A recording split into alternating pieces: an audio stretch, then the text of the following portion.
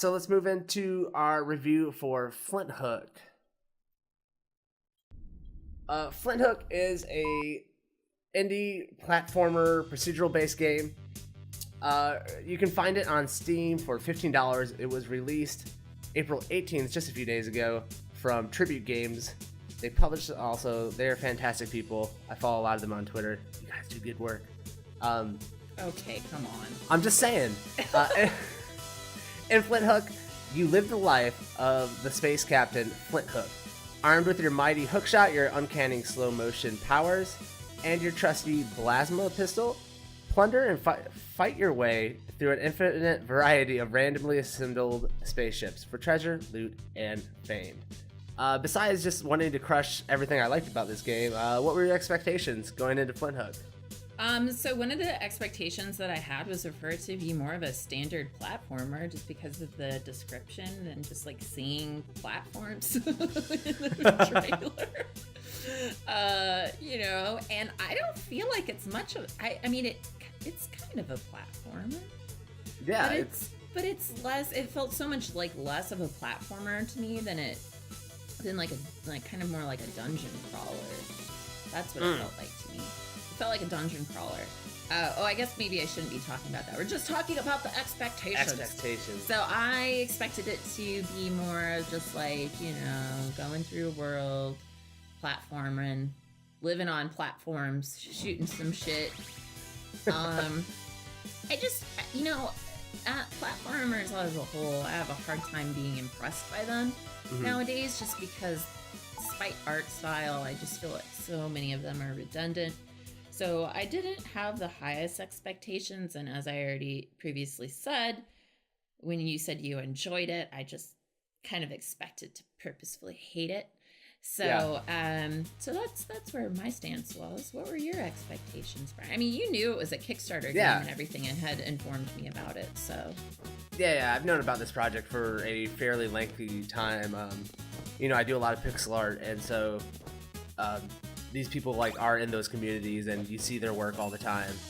So I've known about it. I've really been excited to go in and play it. It was the way it was pitched to me as to check this game out is it was a Binding of Isaac platformer. So I loved Binding of Isaac, so I was completely excited to get into it. What were the things you started to really like about Flinthook when you played it? So, speaking to it being Binding of Isaac platformer, that makes a lot more sense to me. And that's what I started feeling like it was more similar to, but it's just such a different game. I feel like it's pretty unique as a game as a whole. Yeah. The one thing that I would say was probably the funnest element and my favorite thing about it is the actual hook. You are spending a lot of time grappling in this game, and that is how your movements are really dependent on it. And while it is challenging and takes some time to get used to, it feels really good. So the hook itself and the controls to me they were fantastic, and it allows you to really get into the game and to get competitive with it. And I think it does provide you an addictive quality for sure. Yeah, and how about the times where you would go through a level and you wouldn't even touch the floor and you're just zipping through with the hooks Okay, well that shit doesn't happen for me because I'm not a good gamer, but that sounds magical. Yeah, I mean, you can do it. I believe in you. You can. Yeah. Thanks, man. You're welcome. So yeah, it was awesome though. There were, certain levels you really can pretty much go through this game without touching the floor if you have the skill set, and that's fun. I think grappling and just games in general is always a fun element. It needs to be almost in every game. I don't if you think your game's too boring, just throw up grappling hook in a design meeting. How do you feel about grappling hook? Is it good? Yeah. I think one of the big highlights for me in this game were yes, art. That's my second one. I mean, this game is beautiful. I'll jump into I'll take a swing at the art for the first. Okay. This game is absolutely gorgeous. They did a wonderful job on the pixel art. The guys over at Tribute are some of the best pixel artists in the indie games industry. And I think like with their character designs, their level designs, the way they pull it all together is done almost perfectly. There are some issues I have with like certain parts of it, but as a whole, this game thematically, like they had a different vision for their own unique universe. They had an idea for it and they executed on it, and it feels like its own original piece, and you're in this new world that you really have never been to before. Yeah. What are you opening? Don't try to make this awkward. Like A beer. I'm opening a beer. Okay, I'm doing it really fast. I'm sorry. I should have done this before we started. It kind of just sounded like a silent fart. I know. Yeah.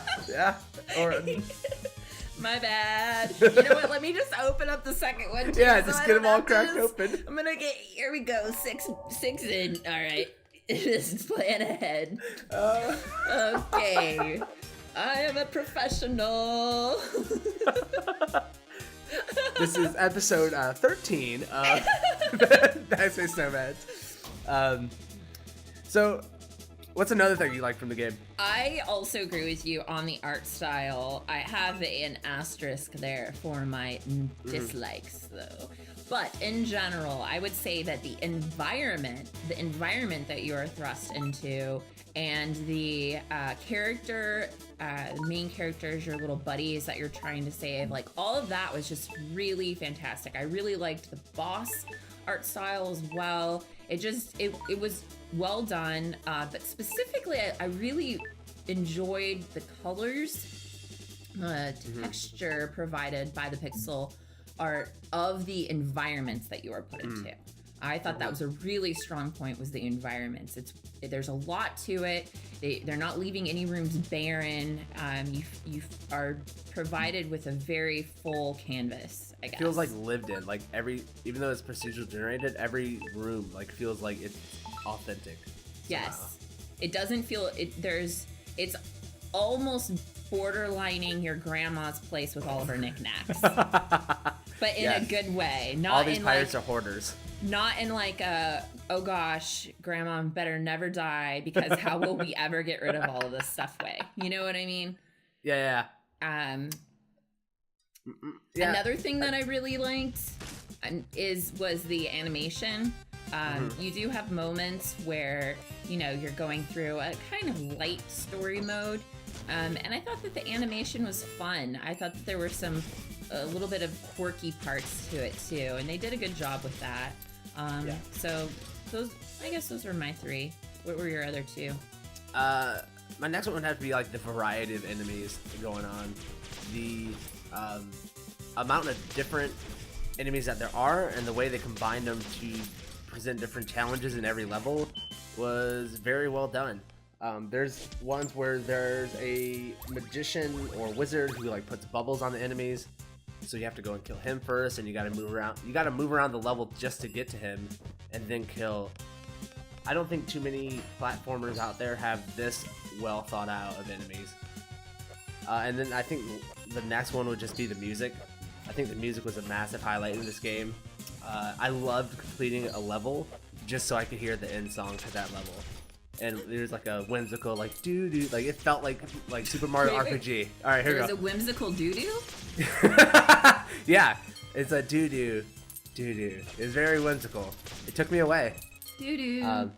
Doo doo. Doo doo doo. It's fucking awful. What are the things you dislike about Flinthook? We are way too comfortable on this podcast now. Like, professionalism is out the door. Nope. I am a professional. Okay, so this is what I knew we were going to argue on. I knew we were going to argue on this because music is on my list of dislikes. God damn it. As a whole, even. As a whole.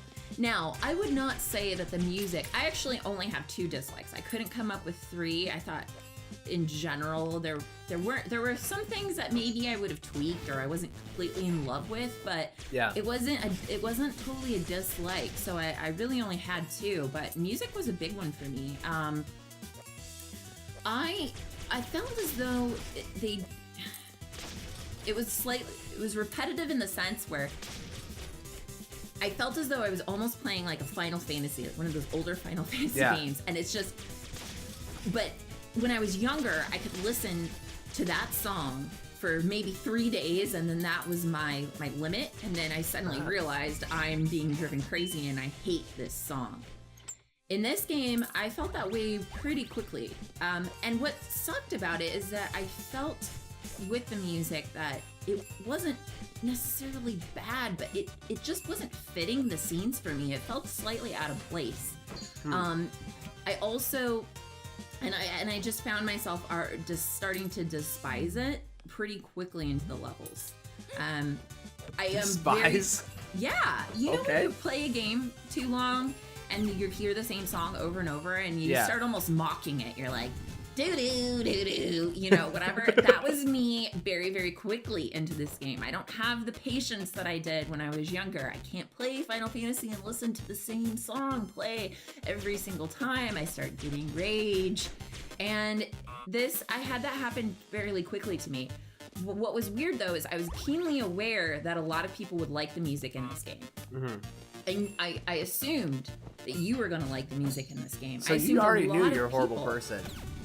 Like, you knew that. I knew I was going against the grain, but I am not lying when I said that I started to find it annoying very quickly. I started finding it repetitive, and I think it was because, to me, it didn't match the environment that it was in.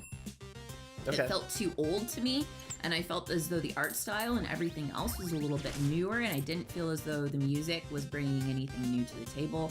I felt like I could have been playing an old Final Fantasy game and hearing it for 80 hours. I'm gonna, wholeheartedly disagree with you. I take your points. You know, you're a grown up. You have the right to those opinions. I can see how it maybe didn't fit the scenery a little bit. I can give you that. But as a whole, I can't detract from this game's music. It's too good. My problems I had with the game, I have like a very brief minor problem. On some of the level hazards, there is a color hierarchy problem going on where they're not telegraphing that you're gonna get hurt if you step in this area, or that spikes are gonna come up if you step on this or that. That's such a small problem, but I kept dying and losing because of that. Mm-hmm. So I wish I think it's 2 or 3 assets that they messed up on. That's it. It's very minimal, but it's really noticeable and frustrating. The other one for me would be, I wish that the main weapon in this game, I wish you could pick up things to change it and change the way it works. And maybe it's just because we were spoiled from Binding of Isaac and how great that game did it. But you're just shooting the same plasma rifle, and you change your sub weapon. But I want the main weapon to change, where maybe it shoots 2 bullets instead of 1. Maybe they bounce or some variety. I think it's more of a missed opportunity than it is a dislike. I think there's an opportunity to really improve the game in that area, and I wish they would have. Yeah. Actually, I can see that, and I agree with you. That wasn't something I had on my list, though, so I'm not going to, piggyback and steal your... I'm oh, yeah, me too. Oh, yeah. But I can see that for sure. Actually, the thing that I also didn't like was just the enemy... So I enjoyed bosses, but the enemies as a whole, I didn't feel were riveting at all. I don't know how to explain it. Yeah, so I don't want to talk about Binding of Isaac too much here, but in the other games, you have these really unique enemies that you're fighting. And in this game, you think of classics or even non-classics. You might run into some unique enemies that stand out to you. And I don't even think if I sat down right now and tried to draw one of the enemies that I had fought that I could do it. Because none of them really stuck in my memory. The bosses did, the enemies did not. Sometimes I didn't know I was fighting a boss until it was over with. Oh, really? They kind of I thought they blended in a little bit with the regular enemies. What do you mean? You have to go through the 3 levels in order to even get to the boss. Oh, I mean the main boss on a level. There's the main boss to the area you're fighting in. Oh no, I'm talking about so we should back up a little bit here. You're playing as a as a bounty hunter, and you're up against other bounty hunters. They're other bounty hunters, right? They're space pirates. Space pirates, okay. So space pirates. Have some dignity, all right? I'm sorry. I'm so sorry. And you have to like go up against this. So that's who I'm talking about. The other are like main characters. I'm considering those the bosses, not the bosses at the end of the levels. Those are really great. I'm considering the space pirates the bosses here. And then everything else I'm kind of just blending into some colorful things that I had to shoot. Because I could not draw, like I said, I could not draw one of them for you right now. Sure. You know what I mean? Yeah. I think a lot of that too is, I mean, besides like maybe they just weren't that good at making unique character designs for them, I could feel their hesitation and wanting to get too crazy with the enemies because there's so much going on in the levels in terms of what you have to navigate. And of things shooting at you off the walls, all the hooks you have to climb on. So I could see where they're probably hesitating there, or they could just suck at that part of their job. It's one or the other. Yeah. I think the last thing for me would be in the levels. Sometimes you're not being told what items you're picking up or selecting because sometimes you're making a choice between this or that. Like that's a procedural hallmark. And my problem with these in games, and it's every procedural game I've ever played that does this, is that the challenge in it is remembering what you're picking up. Because they don't tell you, they just have like a symbol for it. And I don't think me getting older and losing my short-term memory should be a gameplay element against me. I really am tired of it. Like, I'm just... Like, we're older now. Could we just tell us what it is? Yeah. Like... Once you figure it out once, let me know the next time I pick it up before I do, man. Yeah. Like, I got a hard life. I don't need that. All right, you got any other dislikes? No, just those two, man. Just those two. Final thoughts on Flinthook. I liked it as a whole. I did like it. I feel as though there are addictive qualities to it.